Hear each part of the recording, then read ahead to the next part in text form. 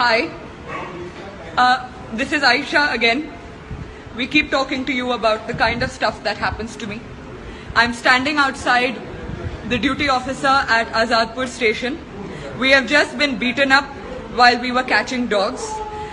Somebody came and spoke to our staff badly as usual. We are supposed to shut up and take this nonsense all the time. So when we decide to stand up and for our voice to be heard, this is what is done to us. This is Vipin state, okay? This is Abhishek state. This is Deepak state. And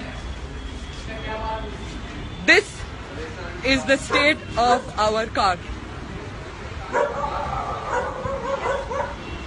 This is what happens. This is routine. This is now routine in our country. Okay? This is what we have become used to dealing with. It's nothing new. This is what happens all the time.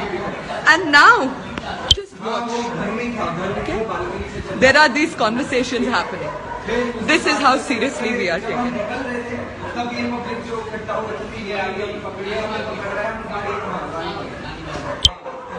This is what we deal with every single day.